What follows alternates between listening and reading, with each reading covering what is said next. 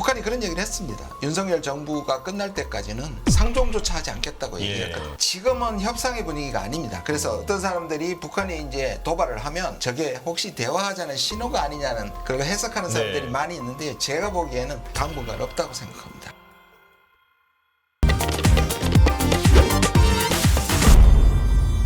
전 국립외교원장이시죠. 한동대학교 국제정치학과 김준영 교수님과 함께 진단해 보겠습니다. 어서 오십시오. 어서 네, 오세요. 안녕하십니까? 네. 자, 교수님 제가 앞에서 소개를 했듯이 오늘 다룰 주제가 굉장히 많습니다. 네. 그래서 바로 시작해 보겠습니다. 네. 자, 일단 북한 얘기를 해볼 텐데 지금 북한이 계속 우리나라에 대한 위협을 강화하고 있습니다. 근데 최근에는 국가 대 국가라는 표현을 쓰더라고요. 또 교전국 사이다 뭐 이렇게 좀 무시무시한 표현을 쓰고 있는데 자, 어떤 배경에서 이런 발언이 나왔다고 보십니까? 확실하게 지금 상황은 좀 위기가 고조되는 것 같고요. 근데 네. 우리가 조금 냉철하게 좀 분석을 해봐야 되는데요. 북한이 사실 국가 대 국가 이전에 이제 우리는 북한을 이제 우리가 남북이 좋았을 때 부르는 명칭이 있었습니다. 네. 우리끼리 남측 북측이에요. 아, 그게 좋았을 때 나온 표현이에요? 예, 좋았을 때 이제 서로가 부르는 명칭이었는데 작년부터 대한민국이라고 부른다고 이제 북한에서 얘기를 했거든요. 예. 그리고 이제 그게 더 강해져서 국가 대 국가. 심지어 어디까지 나오냐 하면 김정은은 교전 국가다. 동족이란 걸 없다. 이제 교전 중인 적대 국가라고 얘기를 했거든요. 분명히 호전적이고 강경한 발언인데 그럼 우리는 안 그랬냐? 사실 우리도 그랬거든요. 아, 예. 왜냐하면 우리가 군사백세 우리는 주적은 북한이라고 얘기합니다. 자, 우리가 잘 봐야 되는데 남북은 서로 적대적이고 전쟁 중이잖아요. 예. 동시에 같은 민족이에요. 그러니까 두 가지 정체성이 항상 있었거든요. 그렇기 때문에 좋을 때는 민족이라는 부분이 커지는 거고 그 다음에 긴장이 안 하면 적대관계가 커지는데 네. 지난 2018년, 19년에 우리가 한반도 평화 프로세스가 굉장히 좋았죠. 북미 간에 남북 간이 좋았지 않습니까? 네. 그게 29년 2월에 하노이에서 북한 측으로 보면 뒤통수를 맞았습니다. 이제 완전히 깨져 버렸거든요. 예. 그러니까 그때 북한은 나름대로 생존의 방향을 남한하고 미국하고 좋게 지내면서 자기의 생존을 확보하는 게 하나의 옵션일 수 있고요. 다른 쪽에서는 자기 핵무기를 통해서 지금 우리 윤 정부도 그렇게 얘기하고 있는데 힘을 네. 통한 평화. 이게 북한이 가지고 있는 방식입니다. 그렇지 않습니까? 핵무기를 개발해서 자기들의 생존을 가지고 가겠다. 네. 이 두 가지가 옵션이 동시에 존재했었는데 2019년에 평화 옵션은 깨진 걸로 보는 거죠. 그때 이후로 북한은 계속 핵을 개발하고 억지력을 개발해 왔습니다. 예. 그러니까 지금은 또 작년에 우리가 주목해야 할 상황이 하나 더 있는데요. 그거는 북한이 이제 지금 시대를 어떻게 보느냐. 신냉전이라고 보기를 시작했습니다. 그러니까 저작년 12월입니다. 이제 예. 지금은 그게 뭐냐면 이제 신냉전이니까 남북이 진영이 다르다. 우리는 한미일, 북한은 이제 북중러. 네. 그러니까 이제는 대결 구조와 이것이 훨씬 더 커졌기 때문에 북한이 그렇다면 동족이라는 걸 거치는 것보다는 오히려 그냥 현실을 반영해서 이제 국가 대 국가로 가자라고 네. 얘기했고요. 근데 이명박 정부 때 우리가 통일부를 없애려고 했던 거 기억나십니까? 예. 이명박 정부. 네. 그러면서 했던 말이 뭐냐면 이제 북한도 다른 국가하고 똑같이 대접하겠다. 그러면 외교부가 통일부 일을 할 수 있다. 이 말은 뭐냐면 네. 북한도 국가를 본 거거든요. 그러니까 일방적인 건 아니고요. 북한도 이제 국가도 국가로 보겠다. 그런 어떤 사람들은 오히려 애매한 것보다 현실적이라고 얘기하는 사람들도 있습니다. 예. 근데 궁금한 게 지금 말씀해 주신 걸 보면 국제사회와의 협력을 해서 이제 번영의 길이 있고 또 혹은 힘을 통한 평화를 예, 추구하는 방향이 있는데 그 중에서 후자인 힘을 통한 평화를 선택했다. 예, 예.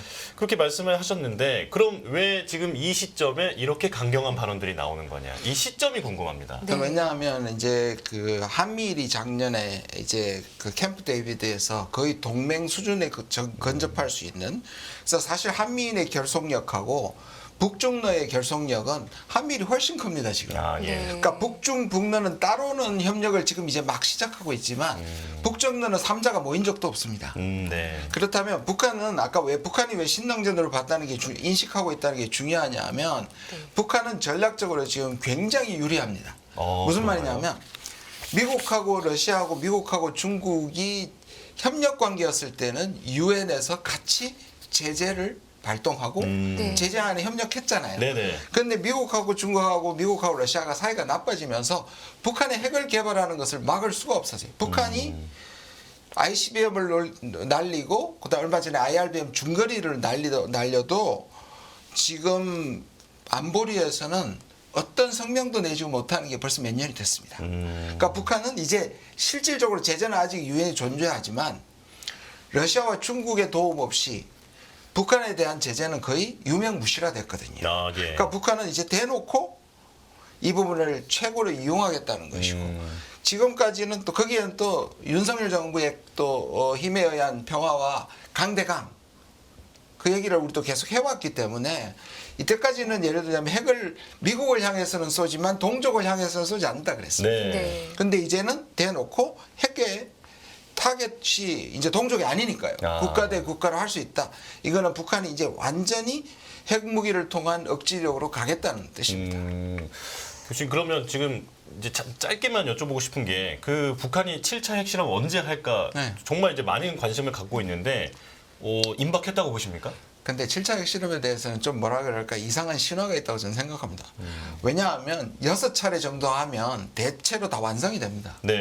그러니까 7차가 왜 이제 특이하게 이제 그동안에 꽤 오래 안 했고요. 미사일은 실험했지만 예. 이제 7차를 하게 되면 이것을 소형화시켜서 이게 멀리 날리는 게 아니라 남쪽을 위해서 날릴 수 있다는 것이고 그 전술핵이라고 하나요? 예, 네네. 전술핵이고요. 심지어 이제 북한은 방사정포라 그래가지고 휴전선에 쭉 놓여 있는 이 단중거리표에도 네. 핵을 실을 수 있는.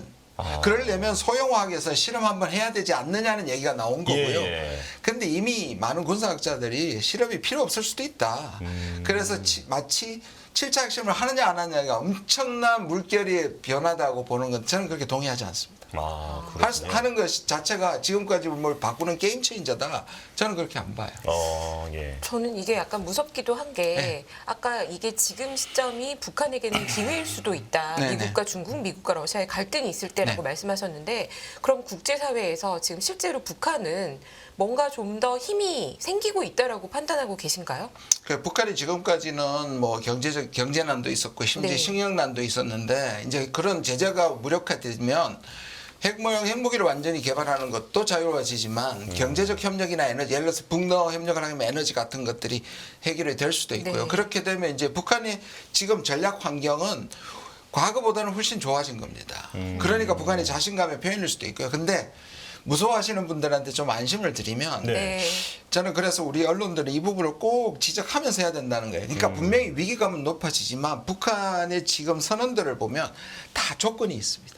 남한이 이러면 야. 미국이 이러면 그러면 가만히 있지 않겠다. 예. 만약에 무력 분쟁이 일어나면 그러면 우린 전쟁을 원하지 않지만이라는 얘기까지 하고 있습니다. 네. 김정은. 그러나 전쟁이 일어나면 물러서지 않고 완전히 남한을 평정해버리겠다라고 하는데 앞부분을 빼버리면 마치 지금 전쟁해가지고 핵전쟁이라도 일으킬 그러니까요. 것처럼 보이거든요. 그 정도는 아니다라고 말씀드릴 수 있습니다. 그러면 지금 교수님께서는 오히려 북한이 주는 메시지에는 이거를 하지 않으면 우리는 또 안 하겠다라는 메시지도 있다고 보시는 저는 거예요? 그게 있는 거죠. 그게 주목해야 되는 거죠. 그래서 사실 우리 스스로가 코리아 리스크를 키워서 해외 투자자들이 원래 그렇잖아요. 한국에서는 전쟁이 금방 날 것처럼 우리보다 훨씬 더 외부가 더 두려워할 수 있기 때문에 해외 투자가 떨어지면 사실 우리 손해거든요. 네. 그러니까 분명히 긴장을 하고 이 부분에 대비는 해야 되겠지만 이게 끌어 넘치는 것은 북한도 원하지 않는다. 아까 말씀드린 것처럼 북한이 환경은 좋지만 북한이 우리를 때리면 북한은 존재 자체도 없을 미국의 공격을 받게 되거나 예. 공격받게 되면 양쪽이 다 손해거든요. 북한이 자살행위를 할 거라고 생각하지는 않습니다. 예. 근데 그런 입장이라서 그런지 한국 남한 이 윤석열 정부도 사실은 네. 발언이 점점 세지고 있지 않습니까? 약간 불안하게 보는 이유는 이것 때문인데요. 네. 우리는 선을 넘지 않을 거라고 확신하시나요? 그러니까 이제 그거죠. 그러니까 외국 해외 투자회사에서 보면 우리는 우리 편을 보니까 우리가 전쟁을 설마 일으키냐고 생각하겠지만 보면 뭐 총선을 앞두고 윤석열 정부가 워낙 강경하니까 이게 한국에서 먼저 이 시작이 될 수도 있고요. 그 다음에 이런 것이 상승자르고 이제 북한이나 남한이나 이렇게 얘기하는 거죠. 계획된 전쟁 또는 합리적인 범위 내에서 준비하는 전쟁은 일어나지 않지만 만약에 이렇게 그냥 어떤 이유 없이 이렇게 충돌을 해가지고 이게 확전이 될 수 있는 가능성에 네. 대해서는 여전히 남아있다는 점에서 저는 그래서 우리 정부가 왜냐하면 우리가 가진 게 많잖아요. 그러면 관리는 한쪽에서는 강하게 대비를 해야 되지만 다른 쪽에서는 좀 이 긴장도를 낮추는 관리를 해야 되고 그러면 북한에 대해서 강경 메시지도 보내면서 평화 메시지도 보내고 중국과 러시아와도 자주 만나서 이 부분을 관리해야 되는데 이 부분에 대한 지금 정부는 좀 부족한 것 같습니다. 네. 그러니까 지금 최근에 북한의 강경한 발언을 보면 이를테면 조건부 협박이다. 네. 그래서 이제 관리의 여지는 남아있다라고 정리를 할 수 있을 것 같은데요. 근데 저는 이제 말씀을 들으면서 그렇다면 이제 우리나라가 대북 문제에 대해서 국제사회 내에서의 입지가 어떻게 달라질지가 궁금한데 사실 그동안 북한이 우리나라와 직접 대화를 하지 않고 이제 미제 앞잡이라는 식으로 얘기를 하면서 네, 네. 미국과 대화를 하려고 했잖아요. 지금 우리나라와 어떤 교전국이다 이런 발언까지 한다면 그럼 우리와 직접 대화를 하게 되는 상황도 벌어지는 건가요? 보시면 우리는 여기도 또 우리는 두 가지 정체성이 있습니다. 북한이 보기에 남북한에서 우리는 당사자면서 민족이잖아요. 네네. 동족이 우리 문제입니다. 그런데 이 한반도 구조의 분단에 보면 북한으로 봐서는 자기들의 생사 여탈권을 가진 것은 한국보다 미국인 거죠. 네. 사실 정전협정도 한국은 들어가지 않았고 미군이 사실은 나중에 와서 실제로 전쟁을 했기 때문에 그러면 우리는 동시에 북미 사이에서 우리가 때로는 소외되고 때로는 중재가 되는 그러니까 우리는 당사자면서 중재자인 제3자인 예. 역할을 동시에 갖고 있거든요. 그러니까 북한은 어떨 때는 통미봉남이라 그래서 남쪽을 봉쇄하고 미국과 통화를 한다는 게 보이는 건데 북한 입장에서 보면 미국이 더 무서운 겁니다. 예. 아주 간단하게 얘기하면 더 무서운 거죠. 그래서 남한이 실제로는 우리가 전작권도 전시작전권도 없기 때문에 네. 남한만 극복한다고 해서 자기들의 생존의 위협이 해결되지 않는다고 보기 때문에 미국이 주 대상인 것을 우리 현실을 인정해야 되는 부분은 있는 거죠. 예. 자, 그렇다면 지금 이 상황이 나아져야 지금 조금 전에 코리아 리스크 이런 말씀도 네. 하셨는데 그런 부분들이 풀릴 수 있지 않겠습니까? 네, 자, 네. 그렇다면 이제 대화가 좀 재개될 어떤 요인이랄까요? 이제 네, 그게 뭐가 이제 있을까요? 문제인데요. 이게 이제 우리가 남북 간의 대화가 있을 것이고 북미 간의 대화가 있을 것이고 네. 우리가 물 러시아와 중국이 북한을 완벽하게 통제하지는 못해요 옛날처럼. 그렇지만 그래도 어느 정도는 통제할 수 있지 않습니까? 서로 우방국이니까. 그러면 네. 우리가 러시아와 중국을 통해서 관리하는 것도 해야 되는데 이런 것들이 지금 다 끊어져 있는 거예요. 남북도 끊어져 있을 뿐만 아니라 북미도 끊어져 있다.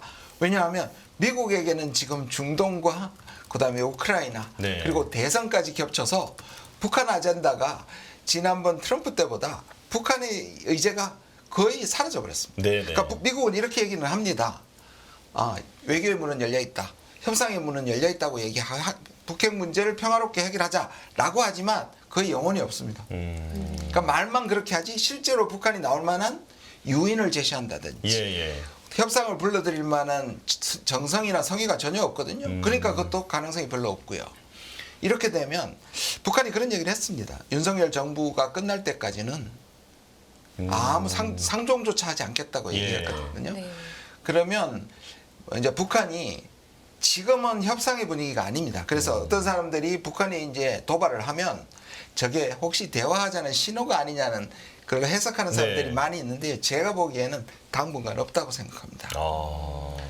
이제 트럼프 대통령이 만약에 집권을 하게 되면 2017년, 18년, 19년의 추억이 되돌아올 수 있죠. 네. 근데 그것조차도 그때 뒤통수를 맞았거든요. 북한이. 그렇지 않습니까? 하노이에 얻은 게 될 줄 없다. 알고. 네. 그러면 이번에는 뭐냐?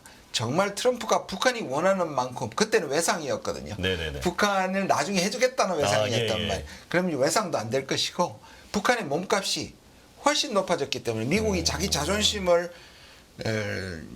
수그려 가면서까지 이게 숙이고 할 것이냐 하는 손을 문제가 내밀 것이냐. 손이 내밀 예. 것인가 문제가 있기 때문에 그냥 전체적으로 평가를 하자면 당분간 대화 모드는 어렵다. 네.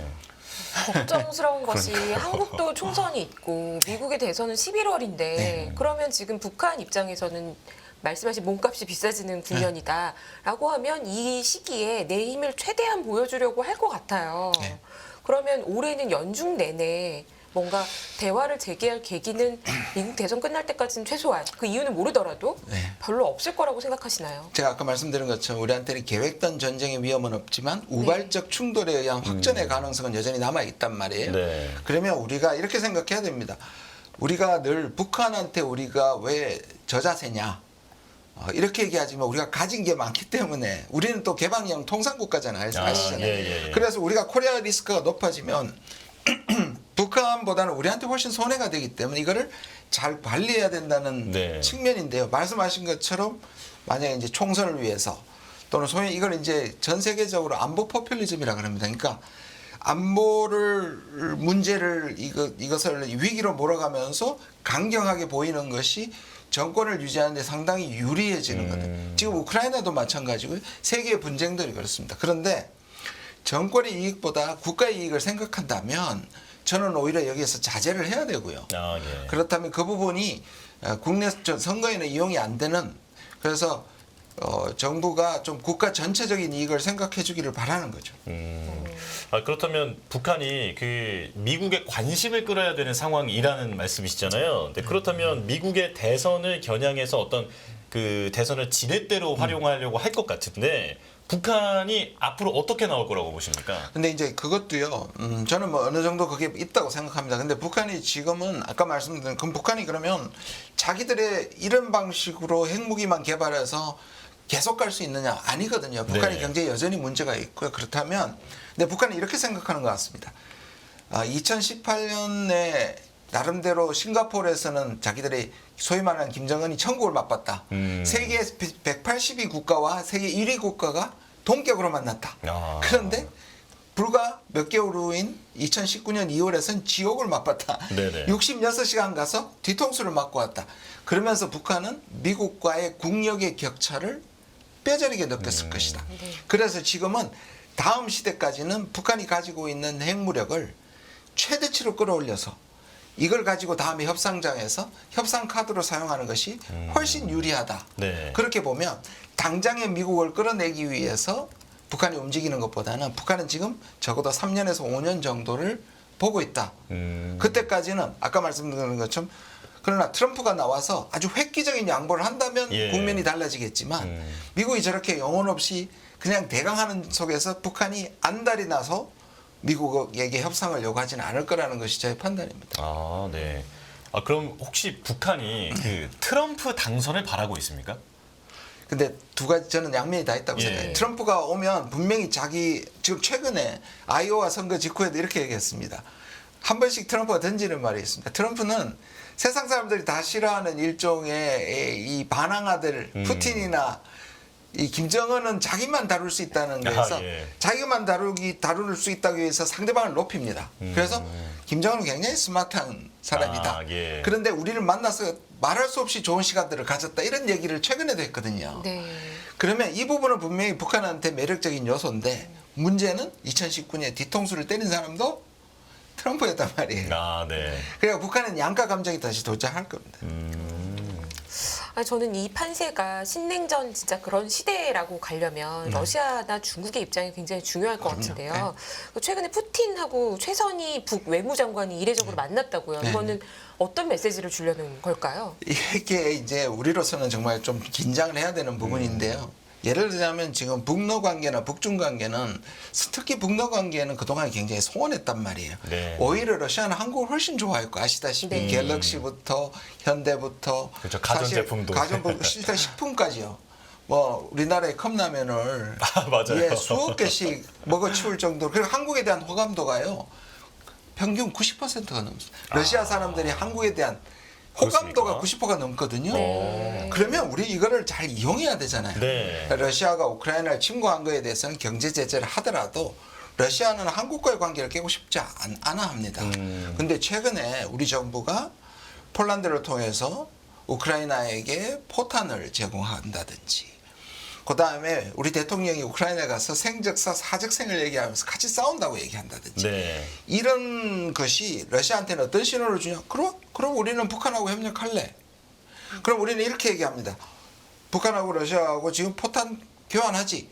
사실상 증거가 확실하지 않는데도 유엔에서 예를 들면 러시아를 막 공격합니다. 지금도 러시아는 저는 완전하게 북한한테 넘어갔다고 생각하지 않습니다. 예. 그렇다면 우리는 러시아를 관리해야 합니다. 그런데 지금 상황에서는 러시아는 북한이 서로를 필요로 하는 거죠. 예. 그래서 단순히 포탄 교환뿐만 아니라 미국이 중국과 러시아, 북한을 이렇게 소외시키고 디커플링 시키면 그 안에서 공급망을 만듭니다. 그래서 무기 공급망도 생산 공급망도 만들고 그다음에 그전에도 북한의 노동자들이 러시아에 가가지고 생산을 했거든요. 네. 이제는 군수품도 생산할 수 있거든요. 그리고 최선희가 방문했을 때 뭐라고 얘기했냐면 푸틴이 우린 민감한 부분까지 포함해서 협력을 확대하겠다 그랬습니다. 이거는 우리한테 굉장히 문제가 됩니다. 아, 그렇군요. 그럼 이제 자연스럽게 이제 남북 관계 관련해서는 마지막 질문으로 넘어갈 것 같은데요. 이제 남북 관계 개선을 위한 정책적 제안 하고 그 다음에 이제 중동으로 넘어가겠습니다. 저는 뭐 당분간 북한이 지금의 자기들의 전략적 환경을 최대치로 이용하고 저렇게 강성으로 나가는 거에 대해서는 변하지 않을 거라고 생각을 해요. 예. 아까 말한 3, 4년 정도는 최소한. 그러면 우리는 때로는 아까 말씀드린 것처럼 우리의 이 방어력이라든지 단호하게 보이는 건 중요하지만 2017년에 미국과 북한 트럼프와 김정은 위원장이 말폭탄을 교환했었잖아요. 네네. 그때 문재인 대통령이 뭐였냐면 한 가지는 확실히 얘기했습니다. 한반도에서 전쟁은 안 된다. 대통령이 그 메시지를 할 수 있다고 생각해요. 그게 네. 약한 모습은 아니라고 생각합니다. 왜냐하면 전쟁이 나면 우리가 죽으니까요. 그러니까 한반도에서 전쟁은 반대한다는 메시지 정도는 충분히 메시지를 던져야 된다고 생각합니다. 네. 그래서 자꾸 전쟁 불사, 원점 타격, 확전을 무릅쓰겠다 이런 말씀들은 그만하셨으면 좋겠습니다. 예, 이제 잃을 게 많은 입장인 만큼 관리를 충분히 해줘야 한다. 네, 이렇게 정리를 하면서 중동으로 넘어가 보겠습니다. 지금 중동 상황이 이제 정리가 어려울 정도로 아주 복잡해졌습니다. 네. 지금 너무 이것저것 이야기가 많기 때문에 이스라엘 하마스 전쟁이 발발한 이후에 그 갈등 양상이 어떻게 이제 확산하고 있는지를 좀 설명을 듣고 싶은데요. 예멘의 그 후티 반군을 이제 미국이 공격을 하고, 네, 그리고 홍해 무역길 보호에 여러 각국이 좀 참여를 하고 있고, 그리고 또 오늘은 파키스탄이 이란에 접경적으로 또 공습을 했다고 하더라고요. 지금 이거 어떻게 굴러가고 있는 겁니까? 이게 결국은 이 중동의 오랜 문제가 해결되지 않았고 네. 그중에 가장 큰 문제가 팔레스타인입니다. 일종의 팔레스타인은 이 중동 국가들은 예를 들자면 이란을 중심으로 한 시아파와 사우디를 중심으로 한 수니파의 경쟁이 있더라도 예. 팔레스타인 문제와 서방의 문제는 완전히 다릅니다. 그러니까 내부적으로는 경쟁을 해도 이 팔레스타인 문제에 대해서 어떤 아랍 국가가 나는 팔레스타인 싫어, 팔레스타인 반대, 이런 순간 거기서 아랍 사회에서는 완전히 매장되는 거죠. 그러니까 수니파, 뭐 시아파 이렇게 갈등이 심하다고 알고 있는데 팔레스타인 문제에 대해서는 이제 다 대동단결이다. 그 대동단결이죠. 예, 예. 근데 미국이 이 직전까지 어떻게 했냐면 이스라엘도 호응을 하고 사우디와 함께 수니파와 함께 이란을 적대적으로 해서 이것을 균형을 맞추려고 했던, 그래서 그게 트럼프의 아브라함 협정이었고요. 예. 마지막 연결고리가 사우디였거든요. 그리고 최근까지 이스라엘과 사우디가 거의 화해를 하고 정상화를 하려고 했을 때 하마스가 공격을 했거든요. 이 문제는 뭐냐면 우리의 존재를 잊고 아무것도 안 된다는 팔레스타인의 외침입니다. 자, 팔레스타인의 해결 문법 많이 들으셨을 거예요. 두 국가 해법. 이거는 미국도 두 국가 해법, 유럽도 두 국가 해법, 네. 우리나라도 두 국가 해법을 지원합니다. 이게 뭐냐? 두 나라 다 세워서. 근데 이거는 아까 제가 영혼이 없다 그랬잖아요. 예, 북한은 예. 똑같습니다. 이렇게 하려면 누구를 양보시켜야 되냐면 이스라엘을 양보시키지 않으면 팔레스타인의 국가가 생기겠습니까?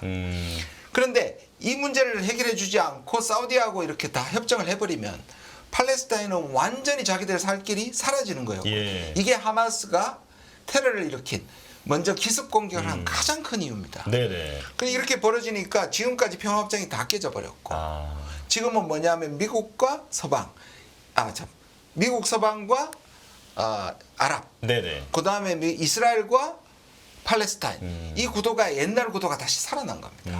네. 그런데 여기서 미국은 뭐냐? 이스라엘에 대해서 미국은 똑같습니다. 서방이나 미국은 또 저기 아랍 국가들이 팔레스타인 욕을 못하는 것처럼 서방이나 미국은 이스라엘 욕을 못해요. 특히. 네네. 그렇죠. 그러니까 근데 미국이 그래서 처음부터 이 문제를 해결하는 데 초점을 두기보다는 다시 말해서 이스라엘의 지상 하마스 공격 또는 팔레스타인 공격을 막는 데는 실패했고요. 미국이 중점을 둔 것은 확전 방지였습니다. 근데 이 확전 방지는 중동 전체가 화약고가 되면 안 되니까요. 네. 블링컨이나 미국의 국무장 우리 외교장관이죠. 5번이나 갔고요. 예. 네. 바이든도 갔는데 이게 지금까지 확전은 안 되는데 이 전쟁이 끝나지 않으니까 계속 다른 세력들이 지금 서서히 또 확전의 기미를 보이거든요. 네. 여기에는 이유가 있습니다. 이란은 지금까지 미국의 제재를 받으면서 내부적으로 골마 터지고 자기들도 너무 힘들어요. 예. 그렇죠. 그러니까 어떤 전략을 쓰냐 하면 자기들의 하수인들을 주변 국가에 깝니다. 그게 헤즈볼라가 있고 후티가 있고 이런 국가들이 있습니다. 그 후방에서 지원을 해주는 이런 네. 국가들하고 이스라엘을 싸우게 하고 자기는 뒤에 있고 아. 그들에게 막대한 무기와 자금을 제공해 왔습니다. 그러니까 지금도 이란은 이 전쟁에 참여하기를 원하지 않습니다. 예. 그래도 이 전쟁이 가는 한 말씀드린 후티 반군이나 그 다음에 헤즈볼라를 통해서 이스라엘하고 붙게 하는 하마스도 마찬가지입니다. 그러니까 일종의 이란이 지원하는 세력들이에요. 그러니까 이것은 이 이스라엘의 전쟁이 멈추는 순간에 멈출 수 있습니다. 그러니까 미국은 이 전쟁을 멈추지도 못하고 근데 공격을 받으니까 미국도 그것을 보복을 해야 하고요. 예. 그 다음에 지금 호르무즈가 계속 봉쇄되고 하니까 이건 전체적으로 그럼에도 불구하고 제 생각에는 이것이 이 전체 중동 전쟁으로 바뀌는 것에 대해서는 중동도 원하지 않고 미국도 원하지 않는다고 생각합니다. 아, 네. 근데 문제는 여기서 확인할 수 있는 문제는 미국이 옛날에 그 협상력이라든지 패권적 영향력이 줄어든다는 겁니다. 그래서 지금 시장에서는 이 시작이 하마스의 공격으로 시작이 된 거지만 궁극적으로 이 전쟁이 생각보다 길어지고 전면전 걱정까지 하게 된 배경에는 미국의 책임이 제일 크다. 그렇죠. 이런 비난도 꽤 큰 것 같은데요. 네. 진짜 누구의 책임이라고 어떻게 변화를 만들어야 된다고 보시나요? 아까 말씀드린 것처럼 이 문제는 저는 하마스를 결코 변호하지 않지만 예. 하마스가 없는 것처럼 또는 팔레스타인이 없는 것처럼 중동의 평화가 다 완성됐다고 얘기했던 부분은 착각이었습니다. 아. 그 아킬레스건을 무시하고 이 문제를 확인할 수 없었고요. 그다음에 지금 여기에다가 네타냐후 이스라엘의 이 총리의 예. 이 내부적인 정치, 우리도 그렇잖아요. 국내 정치가 남북 관계를 흔들듯이 사실 그 정권의 유지를 위해서 이 전쟁이 계속되는 측면이 있거든요. 그러면 말씀하신 것처럼 미국이 강경하게 이스라엘 편을 들더라도 확전을 막고 적어도 이 정도 많이 했으니까 됐다. 이제 그만 나와 전쟁을 멈춰야지 사실 이게 끝나는 거거든요. 근데 이 바이든이 그러한 영향력과 그런 데 대한 결단력이 없어지면서 전쟁이 길어지는 건 사실입니다. 근데 사실 미국 대선도 있는 해에 미국에서 이스라엘을 네. 뭔가 공격한다는 것은 있을 수 없는 일이라고 보는 시각도 굉장히 우세하지 그렇죠. 않습니까? 그러니까 미국이 아무것도 못하고 이렇게 가는 건데요. 네. 이랬을 때 정말 중동에서 전면전이 일어날 가능성, 전면전이 임박했다 이런 분들도 있는데 네. 어떻게 보시나요? 뭐 좀 전혀 가능성 없는 얘기는 아닌데요. 저는 어느 쪽에 무게를 두냐 하면 아까 말씀드린 것처럼 미국의 영향력이 적어지는 건 맞지만 지금 확전을 해서 중동 전체 전쟁으로 가는 것보다는 안 가는 것이 저는 조금 더 확률이 높다고 생각을 하고요. 그 다음에 이스라엘에 대한 미국 내의 여론이나 전 세계 여론이 기습 공격을 당했음에도 그 이후에 이스라엘의 행보에 대해서 이처럼 전 세계가 이스라엘에 대해서 비판적인 적이 없었습니다. 야, 미국 내부에도 물론 이제 친이스라엘도 있지만 이번에 이스라엘 너무했다고 얘기하는 게 많기 때문에 미국이 이스라엘을 계속 도와서 이 중동 전체의 전쟁으로 가는 것은 바이든 정부가 막을 거라는 것이 제 생각입니다. 아, 예. 근데 실질적으로 그렇게 막을 수 있는 수단과 힘이 네. 있느냐, 영향력이 예. 있느냐 이 문제인데요. 예. 근데 이게 더 커지면 바이든도 대선에서 불리하거든요. 아, 오히려 불리해지는 겁니다. 네네. 그러니까 물론 이제 우크라이나 전쟁하고 합쳐서 지금 전쟁이라는 것이 때로는 이 전쟁을 수행하는 정부, 뭐 젤렌스키가 또는 푸틴이 지금 지지율이 높잖아요. 똑같이 네네. 미국도 지지율이 높을 수 있지만 미국은 이미 전쟁에 대해서 굉장히 피로감이 있고 이것이 확전되고서 미국 사람들이 가장 중요하고 투표 중요한 게 가스펌프라고 얘기합니다. 예. 그러니까 가스펌프의 가스값이 오르는 거거든요. 그거를 막아야 되는 것이 바이든의 지상 과제이거든요. 지금 안 그래도 트럼프한테 지금 계속 여러 곳에서 열세를 보이고 있기 네. 때문에 네. 저는 글쎄 아까 말씀드린 것처럼 이걸 해내느냐의 문제는 있지만 확전까지 가는 것은 미국이 어떻게든 막지 않겠냐 그렇게 생각합니다. 네. 지금 미국이 확실하게 대응을 안 한 지가 좀 시간이 꽤 지나고 있지 그러니까요. 않습니까? 네, 그러니까 이미 미국은 그럴 의지가 없다라고 보고 예, 그럴 수도 그래서 있죠. 다수의 참여자가 지금 많은 네. 국가들이 곳곳에서 계속해서 이렇게 국지전들이 일어나고 네, 폭탄 네. 테러가 일어나는 것 같은데요. 이 와중에 강한 미국보다 지금 더 두려운 것은 러시아랑 이란도 또 최근에 새 조약을 체결했다고요. 네. 그럼 진짜로 그야말로 신냉전이 가는 거 아니냐. 이 러시아랑 이란은 앞으로 다시 밀착할 가능성이 있다고 보시나요? 이제 우리가 저는 이제 신냉전이라는 것에선 저는 아직까지 이제 물음표를 갖고 있는 사람입니다. 물론 네. 지금 아까 북한도 그렇게 얘기하고 그다음에 러시아도 그렇게 이용하고 그다음 미국도 적극적으로 그래서 중국과 러시아를 견제하는데요.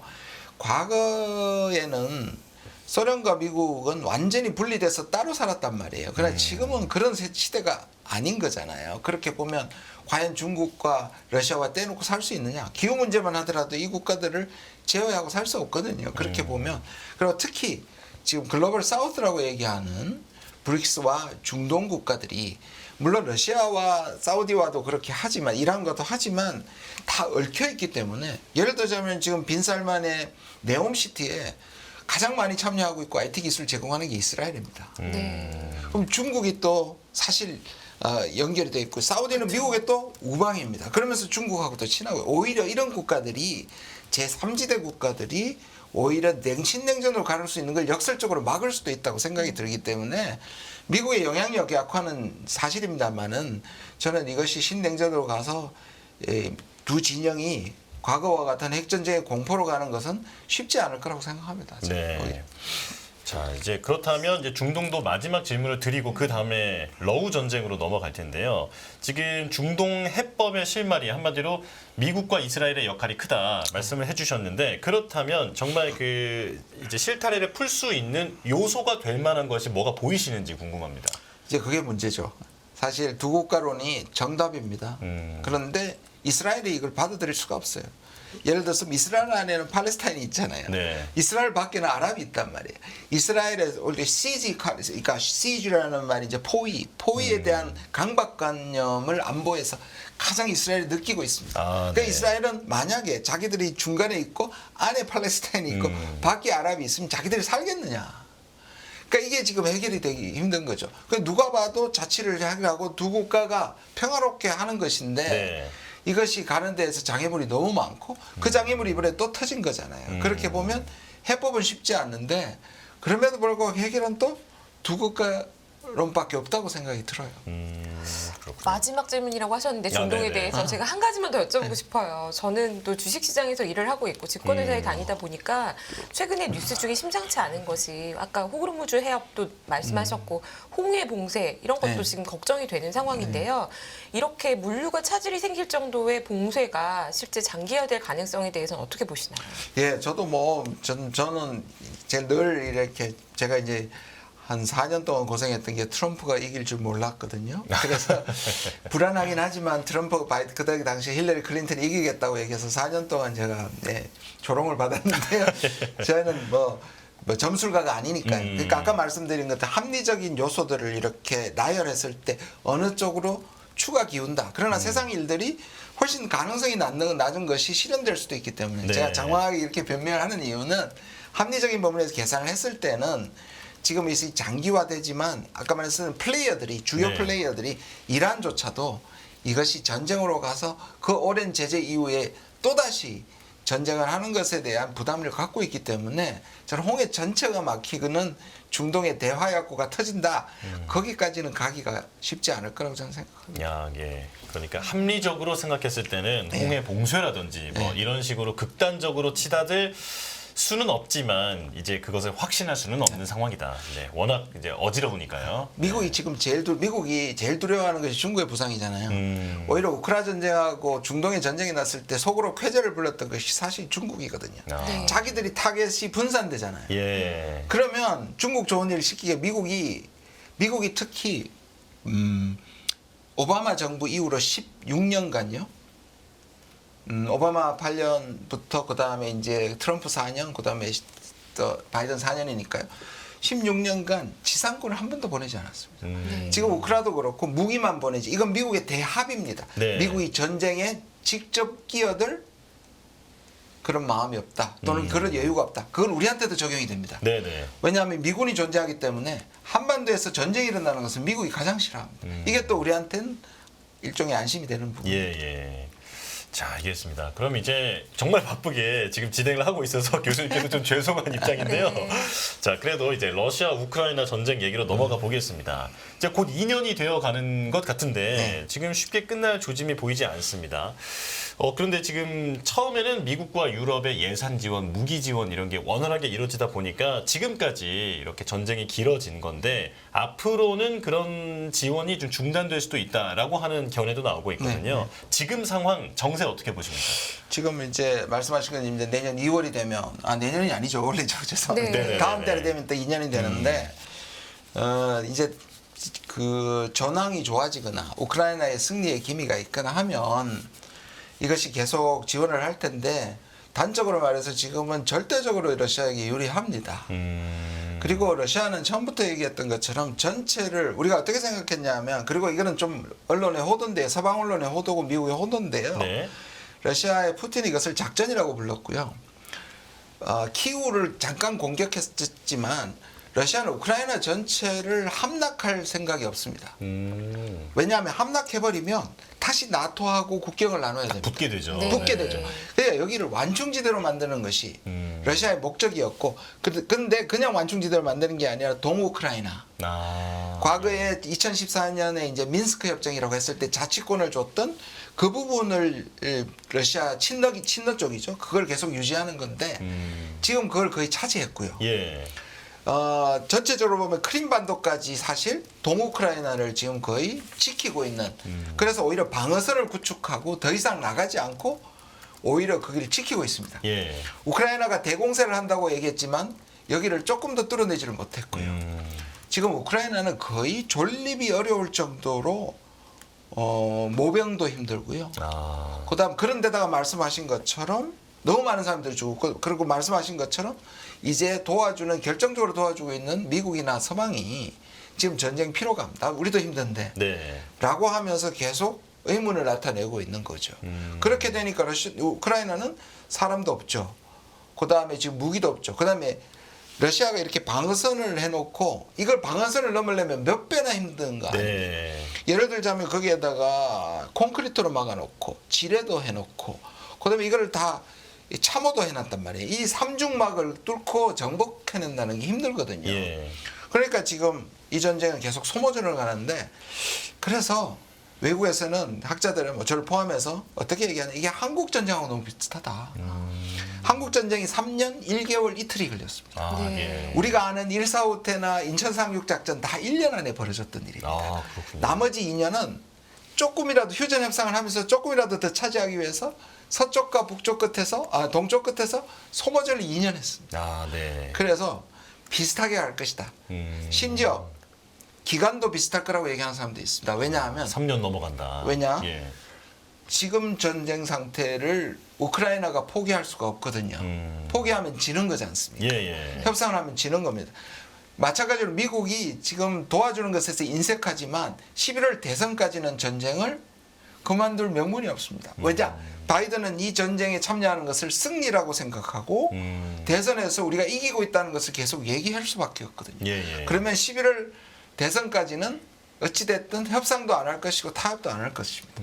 문제는 더 많은 우크라이나 병사들이 죽겠죠. 예. 그러면 11월 전 대선이 끝나면 이제 3년이 될 거 아닙니까? 3년 그때부터 본격적으로 저는 휴전 협상에 갈 것이고 이게 우리처럼 분단으로 끝날 수도 있습니다. 그러니까 남북 네네. 분단 대처럼 그렇다면 동서가 분단이 되는 거죠. 지금 네. 사실상 러시아의 승리인 상황으로 지금 넘어가고 있고 지금 고착화가 되고 있는데 휴전이나 정전은 뭐 좀 기미가 보입니까? 그러니까 말씀드린 것처럼 지금은 왜냐하면 이 가해자가 원하는 게 피해자가 원하는 것보다 타협이 쉬워요. 무슨 말씀이냐 하면 예. 피해자가 원하는 것은 영토 수복입니다. 네. 전체를 다시 뺏어오는 거잖아요. 가해자는 우리 다 원전하지 않아. 2014년에 합의했던 땅만 원해. 라고 얘기하니까 이걸 타협한다는 건 어느 쪽으로 타협해야 되는 겁니까? 가해자 안에 타협을 하는 거예요. 네네. 그럼 이게 성립이 되려면 우크라이나가 받아들여야 하고요. 예. 이걸 돕고 있는 서방이 푸틴의 승리를 받아들여야 되는 거니까 아무리 우크라이나 상황이 힘들더라도 이걸 쉽게 수용을 할 수 없는 겁니다. 우리도 똑같지 않습니까? 예, 예. 북한이 밀고 내려왔는데 우리가 그거를 다시 분단이라는 걸 받아들이기가 힘들었기 때문에 이승만 대통령은 휴전 협정에 안 나갔잖아요. 네. 그러니까 여러 모습이 우리한테 그거 굉장히 비슷합니다 지금. 네. 자, 지금 이제 2년에 가까워지게끔 지금 러시아와 우크라이나 전쟁이 길어지고 있는데 지금 말씀을 들어보니까 생각보다 상황이 훨씬 더 좀 암울하다. 네, 이런 생각이 그러면 듭니다. 미국은 지금 바이든 입장에서는 대선까지 중단하지 못할 것이다라고 말씀하셨는데 그렇게 가서 계속 이 사상자가 늘어나면 오히려 트럼프의 공격 포인트를 제공하는 꼴도 될 텐데요. 그렇죠. 그 부분에 대해서는 부담 없이 그냥 갈 수 있을까요? 지금 이제 미국에서는 우크라이나 전쟁에 대해서 세 가지 견해입니다.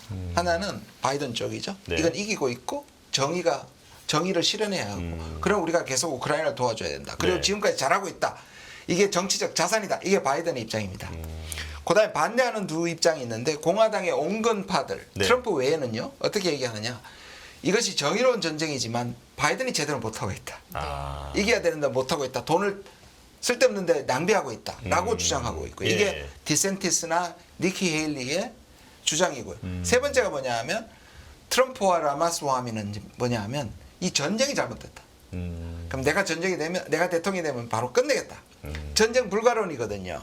근데 이 세 가지가 있는 상황에서 바이든이 중간에 힘들다고 러시아하고 협상을 하면요. 그러니까 아무리 힘들다 하는 순간에 이것을 표 다 날아갑니다. 못합니다. 참 정말 양측 모두 이제 진퇴양난이다. 네, 이런 상황에서 사실 이제 애꿎은 민간인들의 이제 피해만 그러니까 이게 계속 슬픈 늘어나고 게 있잖아요. 뭐냐하면 결국 피해자들이 우크라이나의 피해자, 우크라이나 국민이 죽는다는 얘기죠. 모든 전쟁이 사실 그렇습니다. 네, 네. 자, 안타까운 현실인데요. 이제 또 바쁘게 다음 주제로 넘어가 보겠습니다. 이제 미중 관계로 넘어와서 가장 큰 관심을 받았던 게 이제 지난 주말에 있었던 대만 총통 선거잖아요. 네. 그래서 이제 해외에서 바라보기에는 그 친미 성향의 이제 현 정권이 민진당입니다. 민진당이 이제 3연임에 성공했다. 네, 맞습니다. 네, 지금 이렇게 분석을 하고 있는데, 자, 지금 이걸 계기로 해서 미중 혹은 양안 갈등이 좀 격화될 것인가? 네. 이 부분에 대한 우려가 나오고 있습니다. 어떻게 보십니까? 이게 이제 미중의 대리전이었습니다. 또 대만이라는 곳이 그렇고요. 네. 한반도도 그렇지만 대만은 확실히 그렇죠. 왜냐하면 대만은 중국이 이건 내 땅이라고 얘기하는 거고 미국은 뭐 하나의 중국 원칙을 지지는 하지만 대만을 무력에 의해서 현상 변경하는 것을 반대한다고 얘기했고 낸시 펠로시 당시에 하원 의장이 가면서 중국이 무력 시위를 하고 그다음 미국 쪽에서는 시진핑이 4연임을 원하면 2027년 안까지 대만을 침공할 것이다. 통일 대통령이라는 부분을 강조하기 위해서 이런 얘기가 전직 장성이나 국회의원들이 계속하고 있거든요. 네. 그런 상황에서 대만 총통 선거가 있었고요. 그래서 민진당은 독립을 원하는 것이고 국민당은 친중 정부였는데 친중 정부를 얘기하는 거였는데 이제 그게 야권 분열에 의해 가지고 민진당이 말씀하신 것처럼 3년 이내 성공을 했거든요. 네. 그렇게 되면 이제 그러면 민진당이 계속되니까 지금까지의 대만을 놓고 갈등하는 것이 지속되는 거죠. 확실히 크게 변하는 건 없을 겁니다. 네. 그러나 문제는 그 전에 있던 차이잉원 총통보다 이분이 그동안의 발언이 훨씬 더 독립화입니다. 독립에 강경합니다. 네. 예. 그런데 문제는 두 가지가 있습니다. 이기긴 이겼지만 지금까지 국민당이 이긴 것보다는 훨씬 더 표를 적게 얻었어요. 왜냐하면 야권이 분열해서 이겼지 40%밖에 차지를 못했거든요. 네. 그러면 60%는 반대파라고 생각해야 되지 않습니까? 그러면 이 사람이 과연 중국을 자극하면서까지 할 것이냐? 이게 좀 행보를 봐야 하고요. 예. 일단 미국의 움직임입니다. 바이든은 바로 뭐라고 했냐면 우리는 대만의 독립을 지지하지 않는다. 선거가 끝나자마자 선거 결과가 나오자마자 네. 이 말은 미국 아까 말씀드린 미국은 지금 우크라이나와 중동에서 전쟁을 하는데 세 번째 전쟁 그게 한반도든 대만이든 원하지 않는 겁니다. 그래서 이거는 대만의 총통에게 보내는 일종의 경고입니다. 예. 지나치게 중국을 자극하지 말라는 얘기죠. 네네. 근데 이거 이제 선거 관련해서 질문 한 가지만 더 드리고 이제 그 대만의 침공이라든지 이런 부분에 대한 가능성을 여쭤보고 싶은데 지금 해외에서는 이 대만 내부의 총통 선거를 친미냐, 친중이냐 이 구도라고만 보고 있는데 사실은 그 대만 내부의 경제 문제라든지 소득 격차 문제, 뭐 출산율 뭐 이런 이슈가 더 큰 이슈였다라고 얘기를 하더라고요. 이제 맞나요? 그래서 세 번째 민중당 후보가 상당히 많은 표를 차지했고요. 네, 커먼제 후보네요. 예, 커먼제 네네. 후보입니다. 거기에서 바로 얘기하는 게 우리는 지금 중국, 미국이 문제가 아니고 청년들의 실업 문제, 그다음에 주택 문제 이런 우리가 보통 얘기하는 민생 문제 네네. 여기에 포인트를 했고 거기에서 실제로 3위를 했을 뿐만 아니라 동시에 지금 의원 선거가 있거든요. 의회 선거가 있었는데 거기서 실제로 과반수를 국민당이 차지를 못하고요. 캐스팅 보트를 3당이 차지하게 됐습니다.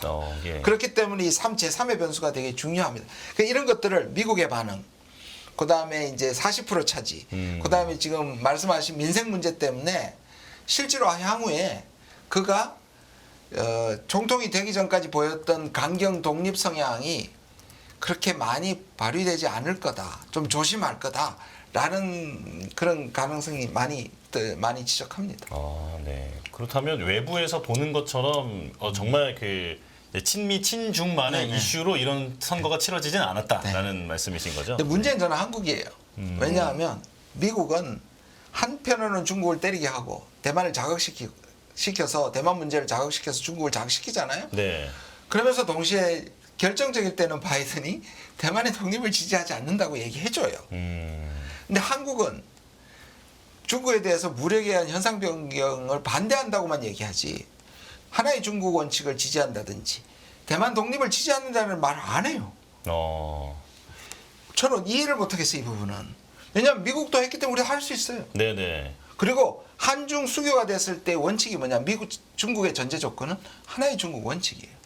둘 다 얘기하면 됩니다. 하나의 중국 원칙 지지하지만 무력에 의해서 대만을 침공하는 것은 반대한다. 얼마든지 얘기할 수 있어. 근데 우리는 두 번째만 얘기하는 거예요. 이게 지금 문제예요. 근데 앞서서 말씀하시기로 한국은 지금 한미일이 굉장히 공조가 강화되어 있는 상태고 네. 반대급부로 지금 러시아, 중국 이렇게 다 올라오고 있는데 북한이랑요 공조하는 그러니까 힘이 강해지려고 하는 차지 않습니까? 이럴 때 우리가 또 힘을 푸는 그러니까 행위를 중국에 조금 더 친화적인 발언을 하는 것도 좀 조심스러운 게 아닐까요? 근데 지금 너무 지나치다는 거죠. 그러니까 옛날부터 진보 정부가 등장하면 약간 프레임이 입혀지는 게 있습니다. 뭐냐? 저들은 미국과 중국 사이의 균형이다 또는 친중이다라고 얘기했는데 이 자체가 말이 안 되는 겁니다. 왜냐하면 한국의 정치에서 권력을 잡을 때 미국을 무시하고 어떤 진보 대통령도 된 적이 없고요. 네. 그러니까 이게 지난 정부에서 정의를 내렸는데요. 저는 이게 정답이라고 생각합니다. 한미 관계를 근간으로 하되 한중 관계를 해치지 않는답니다. 저는 이게 정답이라고 생각해요. 무게추는 당연히 미국입니다. 한미 동맹 저도 그렇게 생각. 미국의 비판적인 사람이지만 네네. 한미 관계가 가장 중요합니다. 그런데 우리의 시력에 중국을 적대 관계로 할 필요 없다는 뜻이거든요. 그런데 지금 관계는 아까 말씀드린 것처럼 한미일만 너무 가고 중국과 러시아와는 지금 거의 외교 관계가 끊겼다고 할 정도로 외교를 안 하고 있는 것이 문제라는 부분을 지적하고 싶어요. 네. 자, 한마디로 균형 외교를 좀 더 신경 써야 한다는 그거는 그 말씀이신가요? 균형이 오히려 균형이란 말 자체에 잘못 들어가 있다고 생각합니다. 균형이란 말은 마치 중국과 미국을 똑같이 취급한다는 함정에 빠질 수 있죠. 그런 진보 정부도 그런 적이 없고요. 예. 그러나 이렇게 생각했으면 좋겠어요. 이거를 유럽 국가나 인도가 쓰는 말이 있습니다. 전략적 자율성. 전략적 자율성. 그러니까 네. 미국하고 동맹이지만 우리 이익을 위해서는 전략적으로 자유다. 유럽도 그렇게 하고 인도도 그렇게 하지 않습니까? 미국이 인도 거의 동맹이나 마찬가지인 국가인데 실제로 러시아한테 제재하지 않습니다. 중국하고 굉장히 친합니다. 예. 이런 것들. 그러니까 한마디로 실익 위주의 외교를 맞습니다. 해야 한다 이렇게 정리를 할 수 있을 것 같습니다. 자, 그러면 조금 전에 미국은 결코 세 번째 전쟁을 원하지 않는다라고 말씀을 하셨는데 그런데 전 세계인들 특히나 이제 경제에 관심이 있으신 분들은 정말로 중국이 대만을 침공하면 어떡하지? 이 부분을 걱정하고 있거든요. 예. 가능성은 어떻게 보십니까? 제가 오늘 가만히 보니까 전체적으로 내가 낙관적인 말씀을 드리는 건데요. 아까 말씀드린 것처럼 여전히 마찬가지로 합리적인 여러 가지 요소를 비교했을 때 저는 대만의 실질적인 무력 충돌이나 통일을 시도하지는 않을 거라고 생각합니다. 향후 수년 내에는. 그리고 미국이 계속 2027년을 얘기하는 건 일종의 프레임이라고 저는 생각합니다. 예. 그것을 조장해서 미국의 우방국들을 모으고 예를 들어서 공급망도 새로 짜고 그렇지 않습니까? TSMC, 한국, 일본 반도체 동맹도 만들고 한미일 군 안보 동맹도 만들기 위해서 중국을 강조시키고 또 그다음에 대만 문제를 자꾸 얘기하는 건 뭐냐면 미국의 입장에서 한번 생각해 보시면요. 미국은 멀리 있잖아요. 네. 그리고 아까 말한 것처럼 힘이 옛날 같지 않아요. 그러면 미국이 가장 믿을 수 있고 아시아에서 가장 존재감 큰 두 나라가 어디입니까? 한국하고 일본이에요. 예. 그래서 미국에서 뭐라고까지 얘기하냐면 대만의 유사시에 한국과 일본이 개입해야 된다. 이건 우리가 받아들일 수 없는 일이에요. 제가 계속 얘기하는 거는 우리는 대만 분쟁에 개입하지 않겠다고 우리 대통령이 미리 선언할 필요가 있다고 꼭까지 얘기하는데 미국은 이 얘기가 계속 나옵니다. 그래서 그게 하나고요. 하나는 중국이 경제가 힘든 건 사실이고요. 미국만 제3의 전쟁이 힘든 게 아니고 대만을 공격했을 때 중국이 잃을 것이 더 많고요. 저는 이렇게 생각합니다. 정말로 중국이 극한 상황까지 몰리면 네. 내부 단결을 위해서 또는 시진핑의 재집권을 위해서 칠 수는 있는데 그 정도로 중국이 망가지지는 않았다고 생각합니다. 많은 사람들이 5.2% 때문에 중국 쇼크, 차이나 쇼크라든지 또는 차이나 피크 이론이 있는데요. 저는 다분히 그러니까 정확하게 하면 중국이 과거와 같은 그 정도의 그 성장률을 보이거나 부상은 저는 끝났다고 생각하지만 예. 그 자체가 중국이 망하는 것을 해석하는 것은 저는 과도하다고 생각합니다. 중국은 러시아는 북한은 견디는 힘이 좀 있습니다. 내핍의 능력이 좀 있습니다. 네. 제재를 받으면서 견디는 힘이 서방이나 미국이 생각하는 것보다 훨씬 강하다. 그래서 중국이 위기가 오더라도 내핍을 통해서 망하는 데까지는 가지 않으리라고 보기 때문에 저는 대만을 칠 정도의 위기 상황까지는 안 갈 거라고 생각합니다. 예. 자, 그런데 지금 말씀을 듣다 보니까 궁금한 점이 생기는 게 대만이 지금 우리나라를 바라보기에 혹시나 대만이 위기에 처한다면 우리의 지원이나 개입이 이루어질 거라고 혹시 기대하고 있는 입장인가요? 저는 대만도 전쟁 나는 걸 원하지 않는다고 생각해요. 대만도 예. 마찬가지로 자기들이 가진 게 많고 그런 상황에서 독립을 지지하지만 무리하게 중국을 자극해서 공격하게 하는 것은 대만 경제가 망하는 일이기 때문에 원하지 않고요.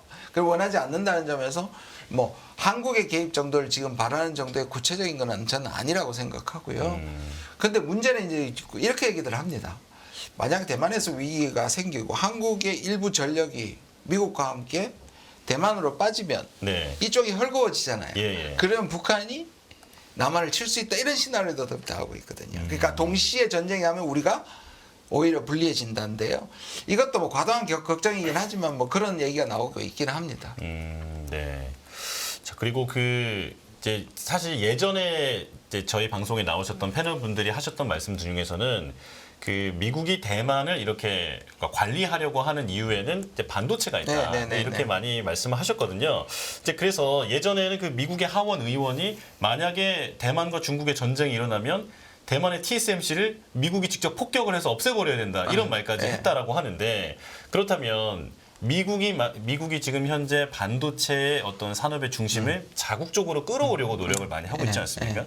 그렇게 해서 대만의 필요성이라든지 이런 게 중요도가 좀 낮아진다면 좀 묵인한다든지 이럴 가능성도 있나요? 그래서 이게 SS를 가지고 실리콘 실드라고 그럽니다. 실리콘이 방패가 돼서 네. 이전까지는 어떻게 되냐면 이 사실 소위 말하는 최첨단 7나노급 밑에는 TSMC가 세계의 90%를 생산하지 않습니까? 예. 그러면 옛날에는 이렇게 얘기했습니다. 그렇기 때문에 미국이 죽어도 지켜줄 것이다. 라는 게 지금까지였습니다.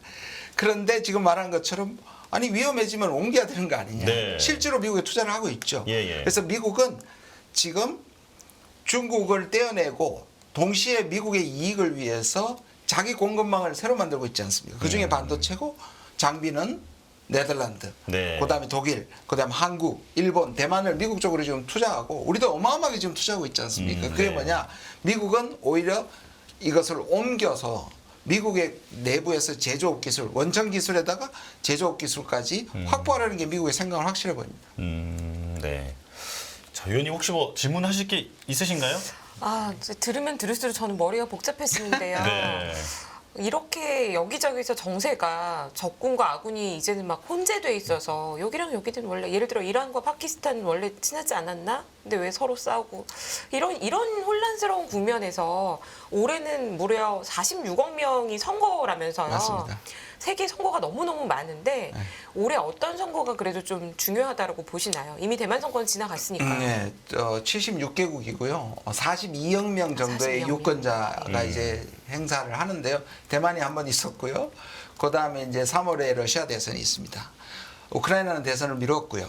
근데 뭐 러시아는 대관식이라고 얘기할 만큼 푸틴이 그냥 따놓은 당상이고요. 우리가 4월이고요. 5월인지 6월인지 지금 제가 정확하게 했는데 유럽 의회 선거가 있고요. 그 다음에 이제 중요한 게 11월 미국 대선인데요. 아까 말씀한 것을 제가 들은 생각이 이게 이제 소위 말하는 각자 도생의 시대가 왔다. 네. 옛날에는 국제기구를 중심으로 또는 미국을 중심으로 뭔가 체계가 돌아갔어요. 기후나 핵이나 무기 같은 것들이나 전쟁 같은 것들을 전쟁을 완벽하게 막진 못했지만 전쟁이 일어났을 때 뭔 메커니즘이 작동을 했는데 네. 이제는 전쟁도 너무 쉽게 일어나고 전쟁을 관리하거나 끝낼 수 있는 영역을 가진 국가가 없다는 거예요. 국제기구도. 그러니까 훨씬 더 취약하고 위험해지고 있다는 건 분명해 보입니다. 예. 자, 각자 정신 도생의 바짝 차리고 우리가 살아남아야 합니다. 각자 도생의 시대. 네, 그래서 조금 전에 이제 강조해 주신 대로 실익 위주의 외교. 네, 이 부분에 대해서 좀 중점을 둬야겠습니다. 자, 1부는 여기서 마무리를 하겠습니다. 전 국립외교원장이시죠. 김준영 한동대학교 국제정치학과 교수와 함께했습니다. 고맙습니다. 네, 고맙습니다. 고맙습니다. 더 많은 영상을 보고 싶으신 분들은 화면 오른쪽에 있는 구독 버튼을 눌러주시기 바랍니다. 그리고 영상을 보시면서 좋아요는 필수인 거 아시죠? 항상 인포맥스 라이브를 사랑해주셔서 감사합니다.